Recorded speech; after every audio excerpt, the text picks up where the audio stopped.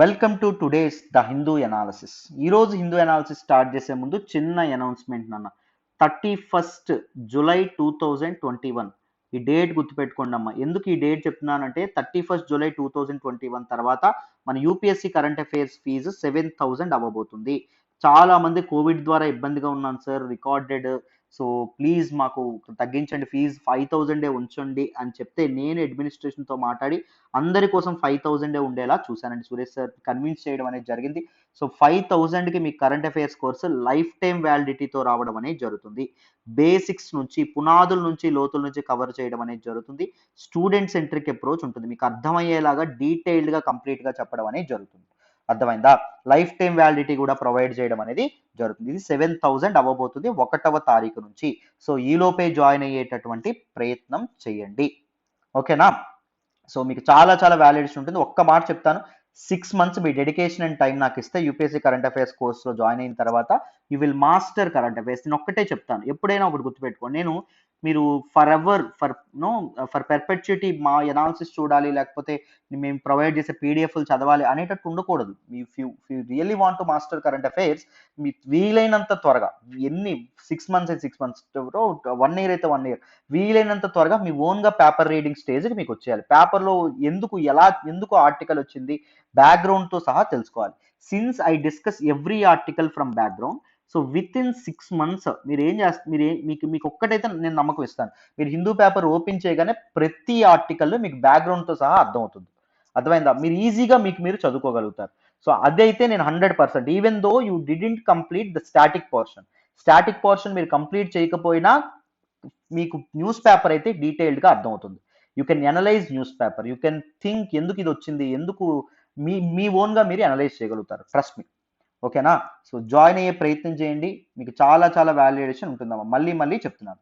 And UPSC infinity course కూడా మీకు offers అనేవి ఉండడం అనేది జరిగింది అప్ టు 31 జూలై 2021. సో చక్కగా జాయిన్ అవ్వండి. యూపీఎస్సీ ఆఫ్లైన్ కూడా మీకు స్టార్ట్ అవ్వడం అనేది జరుగుతుంది 2 ఆగస్ట్ నుంచి. సో యూపీఎస్సీ ఆఫ్లైన్ కోర్సెస్ ఎక్కడ మనకి ఇవి కూడా లైఫ్ టైం వ్యాలిడిటీతో వస్తాయండి. ఎక్కడండి? మనకి MVP colony Visakhapatnam. So MVP colony విశాఖపట్నంలో మీకు ఆఫ్లైన్ డీటెయిల్డ్గా చెప్పడం అనేది జరుగుతుంది. సో చక్కగా జాయిన్ అయ్యే ప్రయత్నం చేయండి. క్లాసెస్ అనేవి 2 ఆగస్టున మొదలవుతున్నాయి. సో ఈలోపే జాయిన్ అయ్యే ప్రయత్నం చేయండి, రైట్? సో మీకు ఇన్స్టాల్మెంట్స్ 5,000 చొప్పున, నెలకు 5,000 చొప్పున కట్టేటటువంటి అవకాశం కూడా ఉంది for UPSC offline and UPSC infinity online. So మీకు కరెంట్ అఫైర్స్ కోర్స్ అయితే జస్ట్ 5,000. ఇంకొకటి యూపీఎస్సీ హిస్టరీ కోర్స్, అది కూడా నేనే హ్యాండిల్ చేస్తాను. Ancient history, medieval history, modern history, post independence history, world history, art and culture, వీటన్నింటి తాలూకా నోట్స్, ద బెస్ట్ నోట్స్ ఇవన్నీ కలిపి ప్రొవైడ్ చేయడం అనేది జరుగుతుంది, రైట్? సో చక్కగా జాయిన్ అయ్యే ప్రయత్నం అయితే చేయండి, రైట్? ఒకసారి శాంపుల్ వీడియోస్ చూడండి, మీకు నమ్మకం కలిగితేనే జాయిన్ అవ్వండి, ఓకేనా? మరి ఈరోజు హిందూ అనాలిసిస్ స్టార్ట్ చేద్దామమ్మా, జాగ్రత్తగా వినండి అన్న. ఈరోజు హిందూ అనాలిసిస్లో మనం మాట్లాడుకునే మొదటి ఆర్టికల్ చూడండి అమ్మా.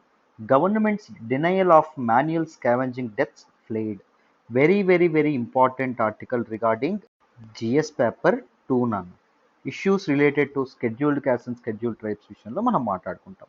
చాలా ఇంపార్టెంట్ ఆర్టికల్. ఈ ఆర్టికల్ నేను ద హిందూలోని ఢిల్లీ ఎడిషన్లో పేజ్ నెంబర్ 10 నుంచి సెలెక్ట్ చేసుకోవడం అనేది జరిగింది. జాగ్రత్తగా వింటే క్లియర్గా ఎక్స్ప్లెయిన్ చేస్తాను, మీకు ఈజీగా అర్థమవుతుంది, జాగ్రత్తగా వినండి. సో మొదట న్యూస్లోకి ఏం రావడం అనేది జరిగింది, central government social justice minister ఎవరైతే ఉన్నారో ఆయన రీసెంట్గా ఒక స్టేట్మెంట్ ఇచ్చారు రాజ్యసభలో. ఏంటి ఆ స్టేట్మెంట్? నో డెత్స్, చావులేవి జరగలేదంట. దేనివల్ల అంటే మాన్యువల్ స్కావెంజింగ్ వల్ల ఎటువంటి చావులు నమోదు అవ్వలేదు ఫర్ ద పాస్ట్ 5 years, గత 5 సంవత్సరాల్లో ఎవరు చనిపోలేదు అని చెప్పడం అనేది జరిగింది. ఇంతకీ మాన్యువల్ స్కావెంజింగ్ అంటే ఏంటి? Manual scavenging is defined as the removal of human ఎక్స్క్రిమెంట్.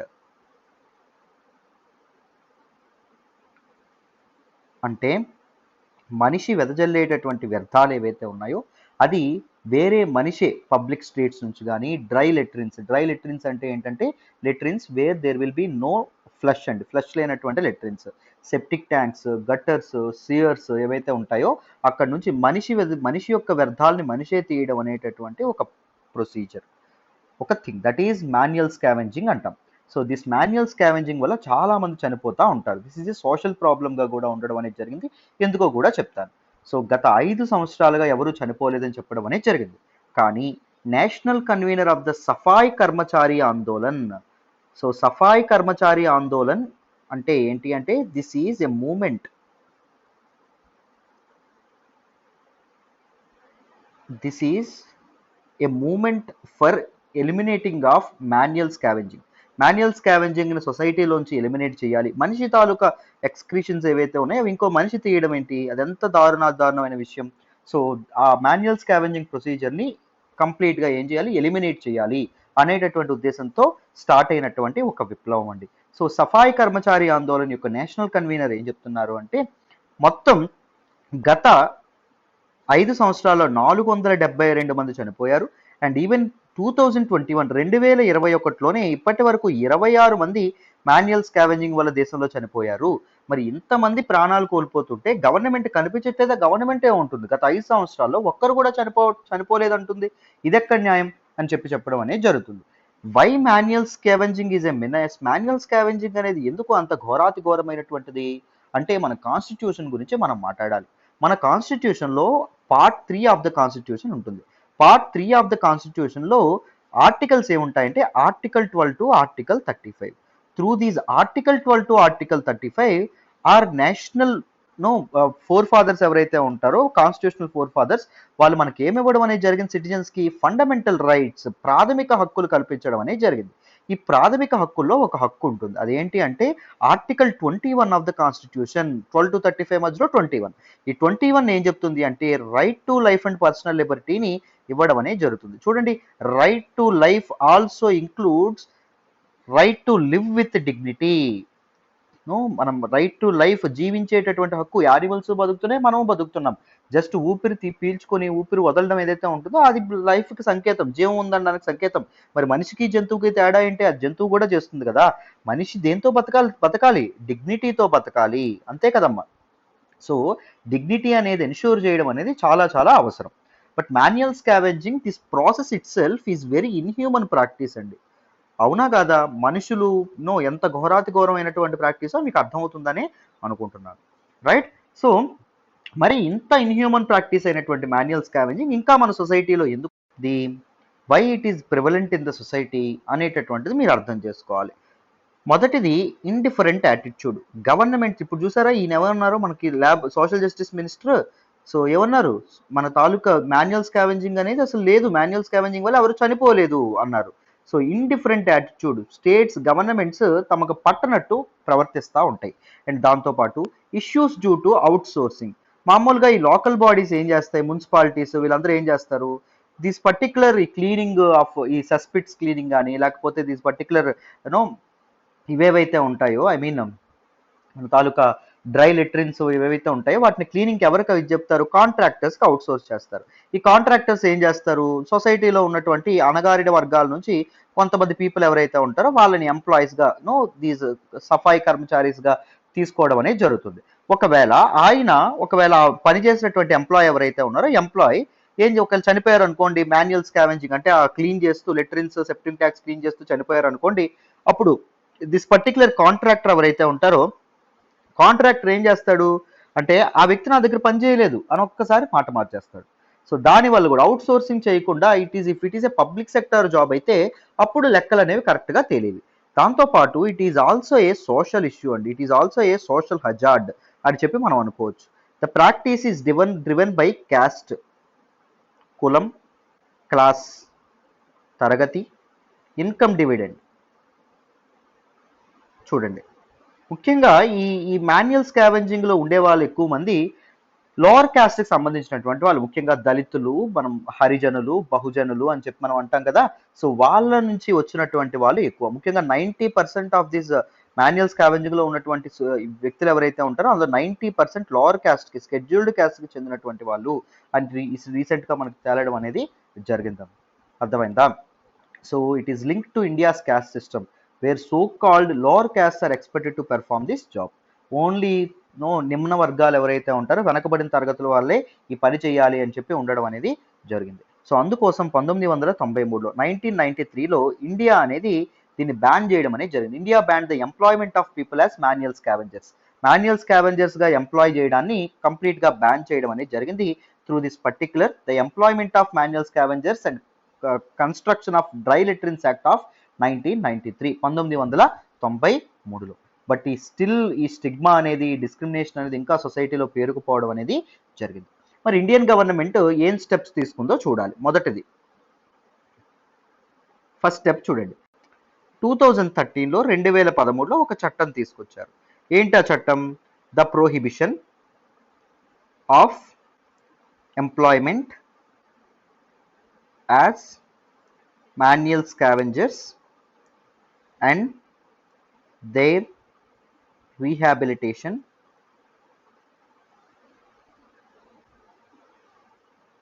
Act of 2013. And దీనిలో కొన్ని సవరణలు కూడా చేయడం అనేది జరిగింది. ఎప్పుడు తీసుకొచ్చారమ్మా అమెండ్మెంట్స్ అంటే 2020లో, లాస్ట్ ఇయర్ మనకి ఒక బిల్ అనేది ఇంట్రడ్యూస్ చేద్దాం అనుకున్నారు. దీనికి అమెండ్మెంట్స్ చేస్తూ కొన్ని బిల్ ఏం అమెండ్మెంట్స్ చేద్దాం అనుకున్నారు? ఈ తాలూకా మాన్యువల్ స్కావెంజర్స్ ఎవరైతే ఉన్నారో, మాన్యువల్ స్కావెంజింగ్లో ఎవరినైనా ఎంప్లాయ్ చేస్తే వాళ్ళకి స్ట్రిక్ట్ పనిష్మెంట్స్, స్ట్రింజెంట్ పనిష్మెంట్స్ ఒకటి ఏర్పాటు చేద్దాం అనుకున్నారు. అండ్ దాంతోపాటు లాస్ట్ని వీటన్నిటి స్ట్రిక్ట్ చేద్దాం అనుకున్నారు. కంప్లీట్గా మెకనైజ్డ్ క్లీనింగ్ ఏదైతే ఉంటుందో దాన్ని మ్యాండేటరీ చేద్దాం అనుకున్నారు. అంటే మనిషి చేతులతో వాటిని అన్నింటినీ ఎత్తకుండా ఈ మెషిన్స్ ఏవైతే ఉంటాయో మెషిన్స్తో ఈ క్లీనింగ్ అనేది చేపట్టాలి అనేటటువంటి విధంగా ఇది చేశారు. బట్ కానీ స్టిల్ మన యూనియన్ క్యాబినెట్ ఏదైతే ఉంటుందో, యూనియన్ క్యాబినెట్ కొన్ని కారణాల దృష్ట్యా దీనికి ఇంకా ఆమోదం అనేది తెలపలేదు. యూనియన్ క్యాబినెట్ దీనికి అప్రూవల్ తెలిపితే ఈ బిల్ అనేది పార్లమెంట్లో ప్రవేశపెడతారు. ప్రవేశపెడితే ఈ బిల్ అనేది చట్టం కింద మారడం అనేది జరుగుతుంది. రైట్. సో దాంతోపాటు మనకి ప్రివెన్షన్ ఆఫ్ అట్రాసిటీస్ యాక్ట్ అనేటటువంటి యాక్ట్ కూడా 1989లో తీసుకురావడం అనేది జరిగింది. 1989లో ప్రివెన్షన్ ఆఫ్ అట్రాసిటీస్ యాక్ట్. ఎందుకు ప్రివెన్షన్ ఆఫ్ అట్రాసిటీస్ యాక్ట్? దేనికి లింక్ సార్ అంటే నేను ఆల్రెడీ చెప్పుకున్నాను. సో ఈ మాన్యువల్ స్కావెంజింగ్కి మనకి ఏంటి లింక్ అనేది ఉందని చెప్పుకున్నాము? క్యాస్ట్ సిస్టమ్ అనేది లింక్ అని చెప్పుకున్నాము. So 90% of the people who employed as manual scavengers they belong to the scheduled caste. So scheduled కులాలు ఏవైతే ఉన్నాయో దానికి సంబంధించిన వాళ్ళు. సో ఇలా ఒక కులానికి చెందినటువంటి వ్యక్తుల్ని ఇలాంటి అమానవీయమైనటువంటి పనులకి ఎంప్లాయ్ చేయకుండా ఉండేందుకు this particular prevention of atrocities యాక్ట్లో కూడా కొన్ని సెక్షన్స్ ఏవైతే ఉన్నాయో వాటిని యాడ్ చేయడం అనేది జరిగింది. అండ్ ఇంకొకటి ఏంటంటే గత సంవత్సరం 2020లో toilet day, world toilet day ఎప్పుడు సెలబ్రేట్ చేసుకుంటారండి? 19th నవంబర్న సెలబ్రేట్ చేసుకుంటారు. ఆ రోజు ఒక కొత్త ఇదనేది తీసుకురావడం అనేది జరిగింది. ఒక కొత్త ప్రోగ్రామ్ అనేది లాంచ్ చేశారు. ఏంటండి ఆ ప్రోగ్రాము అంటే సఫాయి మిత్ర సురక్ష ఛాలెంజ్. ఏంటండి? సఫాయి మిత్ర సురక్ష ఛాలెంజ్. ఎవరైతే మాన్యువల్ స్కావెంజర్స్ ఎవరైతే ఉన్నారో వాళ్ళని సేఫ్ గార్డ్ చేయడానికి, వాళ్ళ సెక్యూరిటీ కోసం, వాళ్ళ హెల్త్ని సేఫ్ గార్డ్ చేయడం కోసం దిస్ పర్టికులర్ ప్రోగ్రామ్ ఏదైతే ఉంటుందో దీన్ని ఇనిషియేట్ చేయడం అనేది జరిగింది. So the government launched this challenge for all states to make sure cleaning mechanised by April 2021. ఏంటి? ఏప్రిల్ 2021 అంటే ఈ సంవత్సరం ఏప్రిల్ కల్లా. సో మొత్తం అంటే మాన్యువల్ క్లీనింగ్ అనేది ఉండకూడదు. సెప్టింగ్ ట్యాక్స్ కానీ లేకపోతే వీటన్నింటికి ఓన్లీ మెషిన్స్ ద్వారానే క్లీన్ చేయాలి. ఎందుకంటే మనిషికి మనం ఏంటి ఫండమెంటల్ రైట్స్ ద్వారా రైట్ టు లైఫ్, జీవించే హక్కు అనేది ఇచ్చాం. జీవించే హక్కు అంటే యానిమల్స్ కూడా బతుకుతాయి, మనుషులు కూడా బతుకుతారు. కానీ మనిషి ఎలా బతకాలి? గౌరవంగా బతకాలి. Dignity is also A part of fundamental right అని చెప్పి మనకి సుప్రీంకోర్టు కూడా చాలాసార్లు అభిప్రాయపడింది కదా. సో అందుకోసం అని చెప్పి దిస్ పర్టిక్యులర్ సఫాయి మిత్ర సురక్ష ఛాలెంజ్ ఏదైతే ఉంటుందో దీన్ని తీసుకొచ్చారండి. ఇంకొక ఇంపార్టెంట్ థింగ్ ఏంటి? స్వచ్ఛత అభియాన్ యాప్. ఏంటి స్వచ్ఛత అభియాన్ యాప్ అంటే? సో మొత్తం దేశవ్యాప్తంగా దిస్ ఇన్సానిటరీ లెట్రిన్స్ అండ్ ఇవన్నీ ఎన్నున్నాయంటే సెస్పిట్స్ ఇవన్నీ ఎన్నున్నాయి వాటిని మ్యాప్ చేస్తారనమాట. ఎక్కడెక్కడ ఏవి ఉన్నాయి, దాంతోపాటు ఎవరెవరు దిస్ పర్టిక్యులర్ మాన్యువల్ స్కావెంజర్స్గా వర్క్ చేస్తున్నారు, అంటే ఎవరెవరు హ్యూమన్ ఎక్స్క్రిషన్స్ అనేవి తీసివేయడంలో శుభ్రం చేయడంలో ఎవరెవరు పనులు చేస్తున్నారు అనేటటువంటి విధంగా ఒక డేటాబేస్ ఏదైతే ఉంటుందో డేటాబేస్ని కూడా ఏర్పాటు చేద్దామని చెప్పి స్వచ్ఛత అభియాన్ యాప్ అనే దాన్ని ఇంట్రడ్యూస్ చేయడం అనేది జరిగింది. అండ్ రీసెంట్గా సుప్రీంకోర్టు జడ్జిమెంట్ 2014లో 2014లో సుప్రీంకోర్టు ఏం చేసింది? ఒకటి మ్యాండేట్ చేసింది. సో 1993 నుంచి 1993 నుంచి ఎవరైతే చనిపోతారో అంటే ఈ మాన్యువల్ స్కావెంజర్స్ ఎవరైతే చనిపోయారో వాళ్ళ కుటుంబాలకి గవర్నమెంట్స్ అనేవి 10 లక్షల రూపాయలు తప్పకుండా ఇవ్వాలి. It is mandated, it is mandatory అని సుప్రీంకోర్టు 2014లో చెప్పడం అనేది జరిగిందన్న. దీస్ ఆర్ సమ్ ఇంపార్టెంట్ మనకి స్టేట్ తీసుకున్నటువంటి కొన్ని ఇంపార్టెంట్ ఇనిషియేటివ్స్ అని చెప్పి మనం అర్థం చేసుకోవచ్చు. మరి this particular heinous no manual scavenging ఏదైతే ఉంటుందో దాన్ని మనం ఎలా దూరం చేయొచ్చు సమాజం నుంచి అంటే మొదట ప్రాపర్ ఐడెంటిఫికేషన్. స్టేట్స్ తప్పకుండా ఎవరెవరు వర్కర్స్ దీనిలో ఎంప్లాయ్ చేయబడ్డారు, వాళ్ళకి ఇలాంటి క్లీనింగ్ టాక్సిక్ క్లీనింగ్ ప్రాసెస్ ఏదైతే ఉంటుందో దానిలో ఎంతమంది పనులు చేస్తున్నారు వీటన్నిటి తెలుసుకోవాలి. అండ్ ఎంపవరింగ్ లోకల్ అడ్మినిస్ట్రేషన్ కూడా ఎంపవర్ చేయాలి. అవుట్ సోర్స్ చేయకుండా వాళ్ళే ఎంప్లాయీస్ని తీసుకునేటట్టు వాళ్ళ అండర్లోనే ఈ క్లీనింగ్ ప్రాసెస్ అంతా జరిగేటట్టు కూడా చేయాలండి. అర్థమైందా? అండ్ దాంతోపాటు సోషల్ సెన్సిటైజేషన్. సో పీపుల్కి ఏం చేయాలి, తప్పకుండా చైతన్యపరచాలి. సో ఇలాంటి అమానవీయమైనటువంటి ఒక మనిషి ఎక్స్క్రిషన్ ఏదైతే ఉంటుందో వేరే మనిషి ఎత్తాడంటే అంతకంటే ఘోరమైనటువంటి పరిస్థితి ఇంకేమైనా ఉందా? సో అలాంటి అమానవీయ పరిస్థితులు అనేవి ఉండకూడదు. తప్పకుండా మిషనైజ్డ్ ప్రాక్టీసెస్ అనే ఉన్నాయి. సో ఈ మెకనైజ్డ్ ప్రాక్టీసెస్ అనే ఉండాలి అని చెప్పి కూడా చెప్పడం అనేది జరిగింది. And there should be a need for stringent laws అండి. ఎవరైతే ఎంప్లాయ్ చేస్తున్నారో ఇలాంటి యాక్టివిటీస్లో వర్కర్స్ని వాళ్ళ మీద ఏముండాలి, స్ట్రింజెంట్ టఫ్ యాక్షన్ అనేది స్ట్రిక్ట్ యాక్షన్ అనేటటువంటిది తప్పకుండా తీసుకోవాలి. These are some aspects you should remember regarding this particular article. So డీటెయిల్డ్గా ఈ ఆర్టికల్ మీకు అర్థమైందని అనుకుంటున్నాను. మరి నెక్స్ట్ ఆర్టికల్ డిస్కస్ చేద్దామా? జాగ్రత్తగా వినండి అమ్మా, మీకు ఈజీగా అర్థమైపోతుంది. ఈ రోజు హిందూ ఎనాలిసిస్లో మనం మాట్లాడుకునే నెక్స్ట్ ఆర్టికల్ చూడండి. India China to hold 12th round of talks today. Very very important article regarding GS paper 2 అండి. ఇంటర్నేషనల్ రిలేషన్స్లో మనం మాట్లాడుకోవడం అనేది జరుగుతుంది, ఇండియా అండ్ ఇట్స్ నైబర్హుడ్లో. ఈ ఆర్టికల్ నేను ద హిందూలోని ఢిల్లీ ఎడిషన్లో పేజ్ నెంబర్ 8 నుంచి సెలెక్ట్ చేసుకోవడం అనేది జరిగింది. సో జాగ్రత్తగా వింటే క్లియర్గా మీకు అర్థమైపోతుంది. సో చూడండి, సో ఏంటి న్యూస్లోకి వచ్చింది అంటే India and China they are schedule to hold 12th rounds of corps commander talks. So రెండు కంట్రీస్ మధ్య టాక్స్ ఏవైతే ఉన్నాయో టాక్స్ అనేవి ముందుకు వెళ్ళనున్నాయి. 12th రౌండ్ ఆఫ్ టాక్స్ ఏవైతే ఉన్నాయో కార్ప్స్ కమాండర్ టాక్స్ అనేవి ఈ శనివారం అంటే ఈ రోజు జరగబోతున్నాయి అని చెప్పి మనకు చెప్పడం అనేది జరిగింది. ఇప్పటికే రెండు కంట్రీస్ మధ్య స్టాండ్ ఆఫ్ అనేది కాస్త డైల్యూట్ అవ్వడం అనేది జరిగింది. సో లైన్ ఆఫ్ యాక్చువల్ కంట్రోల్లో ఉన్నటువంటి పాంగాంగ్సో లేక్ ఏదైతే ఉంటుందో పాంగాంగ్సో లేక్ దగ్గర డిసెంగేజ్మెంట్ ఆల్రెడీ జరగడం అనేది జరిగింది. మరి మిగిలిన ఫ్రిక్షన్ పాయింట్స్ ఉన్నాయి కదా, మిగిలిన దగ్గర కూడా ఎంగేజ్మెంట్ అనేది జరిగింది కదా, బలగాల మోహరింపు జరిగింది కదా. సో అక్కడ సంగతి ఏంటి అని ఈ తాలూకా అగ్రిమెంట్ ఈ తాలూకా టాక్స్ లో నిర్ణయిస్తారంట. సో నేను రీసెంట్ గా most important current affairs for prelims 2021లోని this particular India and China standoff గురించి డీటెయిల్డ్ గా ఒక వీడియో చేశాను. వీలైతే ఆ వీడియో చూడండి. India and China standoff LTX classes అని కొట్టండి. సో మీకు యూట్యూబ్లో మీకు రావడం అనేది జరుగుతుంది. ఓకేనా? మరొకసారి టూకీగా ఈ స్టాండ్ ఆఫ్ గురించి తెలుసుకుందాం, మీకు ఈజీగా అర్థమవుతుంది, జాగ్రత్తగా వినండి అమ్మా. సో ఇండియా అండ్ చైనాకి మధ్య ఒక బార్డర్ ఉన్నప్పటికీ but the real border is line of actual control, వాస్తవాధీన రేఖ అంటామండి. So line of actual control అవతలు ఉండేటటువంటిదంతా చైనా కంట్రోల్ చేయడం అనేది జరుగుతుంది అండ్ యువతలు ఉండేటటువంటిదంతా ఇండియా కంట్రోల్ చేయడం అనేది జరుగుతుంది. This is line of actual control. But కానీ the border between India and China that is line of actual control ఏదైతే ఉంటుందో it is not clearly demarcated. There is no mutually agreed line of actual control. అంటే ఇది exact గా line of actual control అనేటటువంటి ఇది అనేది mutual గా agree అయినటువంటి ఒక లైన్ లేదమ్మా. సో దేర్ ఈజ్ కంప్లీట్ గా ఒక ఎనోమలీ ఉండడం అనేది జరిగింది, ఒక కన్ఫ్యూజన్ ఉండడం అనేది జరిగింది. ఈ లైన్ ఆఫ్ యాక్చువల్ కంట్రోల్ ఏంటి ఎలా ఉంటుంది అని చెప్పి. So line of actual control ని ఇండియా ఎంత అనుకుంటుంది, 3488 కిలోమీటర్స్ లాంగ్ అనుకుంటుంది. వైల్ చైనా ఏమనుకుంటుంది, line of actual control is just 2000 kilometres long. So 2000 just తక్కువ కిలోమీటర్స్ కాబట్టి ఎక్కువ టెరిటరీ అనేది చైనా అనుకుంటుంది. బట్ అంత ఎక్కువ టెరిటరీ చైనా అండర్లో ఉండదు, మాకు దగ్గర ఎక్కువ టెరిటరీ ఉంటుంది because the LAC is 3488 kilometres long అని చెప్పి మన ఇండియా ఏదైతే ఉందో ఇండియా అండం అనేది జరుగుతుంది. There is a confusion, there is there is a disagreement between both the nations, that is India and China. Then the LAC is divided into 3 sectors nana. Western sector okati, middle sector okati, eastern sector. Idi western sector, idi middle sector and idi eastern sector. ఈ మూడింటి దగ్గర conflict అనేది ఉండడం అనేది జరిగింది. So western sector conflict అనేది చూడండి, the boundary dispute in the western sector. Western sector లో లడాక్ రీజియన్ లో బౌండరీ డిస్ప్యూట్ ఏముంది అంటే it is pertains to Johnson line. British వాళ్ళు 1860లో ఇండియాకి అండ్ అప్పటి టిబెట్ ఏదైతే ఉంటుందో ఇప్పుడు టిబెట్ అనేది చైనాలో భాగం అయిపోయింది after the invasion of Tibet by China in 1950, right. So మన తాలూకు జాన్సన్ లైన్ ఏదైతే ఉంటుందో జాన్సన్ లైన్ ప్రపోజ్ చేస్తారు.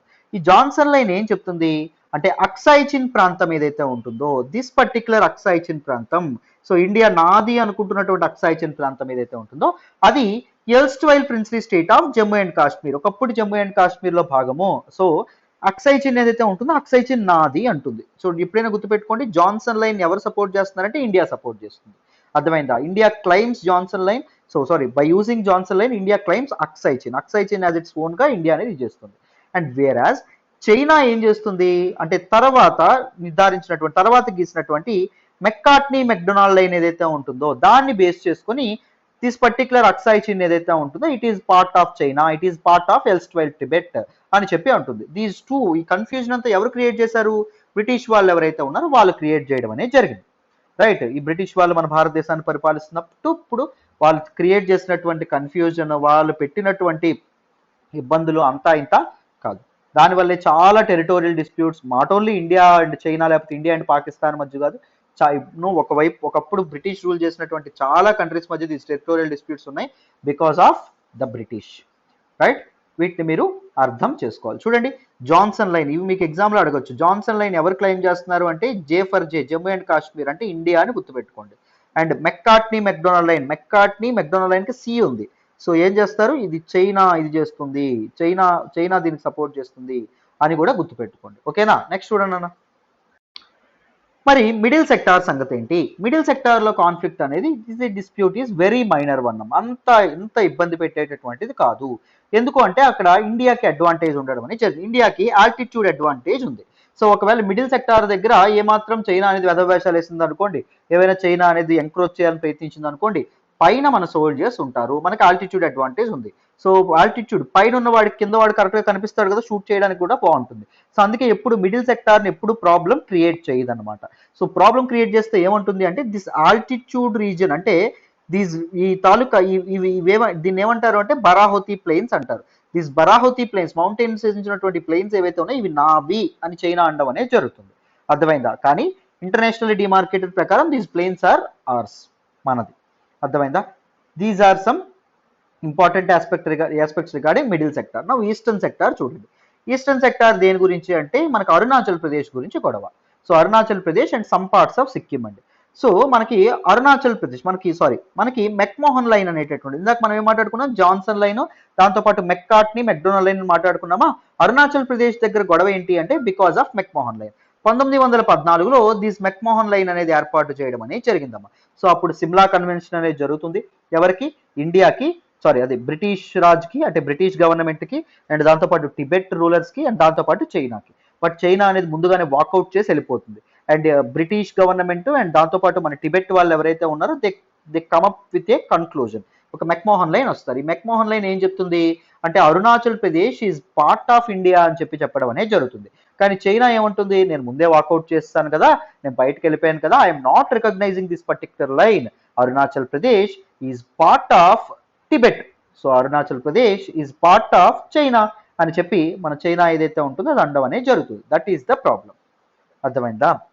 దో the Chinese representatives at the meeting initiated the agreement, they subsequently refuse to accept it. చెప్పాను కదా, వాళ్ళు వాకౌట్ చేయడం అనేది జరుగుతుంది, యాక్సెప్ట్ చేయడం అనేది జరగదు. దేని? McMahon line.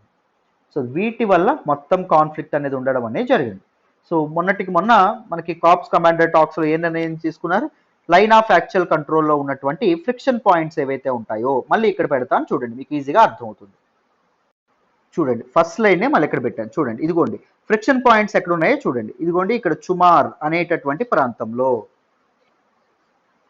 అండ్ దాంతోపాటు పాంగాంగ్సో లేక్ ఏదైతే ఉంటుందో ఇక్కడ, హాట్ స్ప్రింగ్స్ ఏవైతే ఉన్నాయో ఇక్కడ, గల్వాన్ వ్యాలీ ఏదైతే ఉంటుంది ఇక్కడ, దెప్సాంగ్ ఏదైతే ఉంటుంది ఇక్కడ ఫ్రిక్షన్ పాయింట్స్ అంటే ఏంటి, ఇటువైపు నుంచి భద్రతా బలగాలు ఏవైతే ఉన్నాయో అవి మోహరిస్తాయి, యువతల వైపు నుంచి చైనా వాళ్ళు మోహరిస్తారు, ఇటువైపు నుంచి ఇండియా. అండ్ ఇక్కడ కూడా ఇటువైపు నుంచి ఇండియా వాళ్ళు, అటువైపు నుంచి చైనా వాళ్ళు, ఇటువైపు నుంచి ఇండియా వాళ్ళు, అటువైపు నుంచి చైనా వాళ్ళు.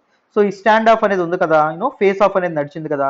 సో ఫస్ట్ ఇక్కడ మనం ఏం నిర్ణయించుకున్నారంటే పాంగాంగ్సో లేక్ ఏదైతే ఉంటుందో ఎక్కడి నుంచి డిజెంగేజ్మెంట్ అనేది జరగాలి, అంటే భద్రతా దళాలు ఏవైతే ఉన్నాయో విరమించుకోవాలి. అంటే చైనా వెనక్కి వెళ్ళిపోతుంది, మన ఇండియన్ సోల్జర్స్ వెనక్కి వెళ్ళిపోతున్నారు. సో పాంగాంగ్సో దగ్గర డిజెంగేజ్మెంట్ జరిగినప్పటికీ these hot spring, Galwan valley and Depsang plains ఏవైతే ఉన్నాయో ఇక్కడ మాత్రం ఇంకా డిజెంగేజ్మెంట్ అనేది జరగలేదు. సో అక్కడ కూడా డిజెంగేజ్మెంట్ జరిగితే అఫీషియల్ గా this India China stand of అనేది ఎండ్ అవుతుంది అన్నట్టు. సో ఇంకా ఇంకా కంటిన్యూస్గా వెళ్తూనే ఉంది కదా ఇండియా చైనా స్టాండ్ ఆఫ్. మరి అది తగ్గాలంటే మరి ఇక్కడ డిసెంగేజ్మెంట్ పోవాలి కదా, అందుకోసం అని చెప్పి డిసెంగేజ్మెంట్ జరగాలి కదా, అందుకోసం అని చెప్పి 12th కార్ప్స్ కమాండర్ టాక్స్ అనేవి జరుగుతున్నాయి అన్నమాట. సో ఈ రోజు జరుగుతున్నాయి. అర్థమైందా? మీకు బ్యాక్గ్రౌండ్తో సహా చెప్పానని అనుకుంటున్నాను. రైట్. సో ఇంకా డీటెయిల్డ్గా ఇండియా చైనా బార్డర్ డిస్ప్యూట్ గురించి తెలుసుకోవాలంటే ఆ వీడియో మీరు చూడాలి తప్పకుండా.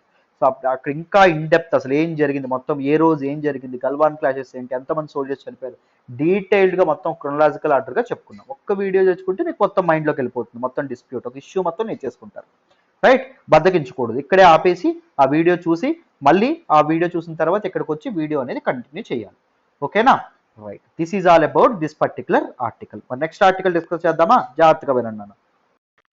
ఈ రోజు హిందూ ఎనాలిసిస్ లో మనం మాట్లాడుకునే నెక్స్ట్ ఆర్టికల్ చూడండి. Israel launches booster dose for those above 60. Very very important article regarding GS paper 2 అమ్మ.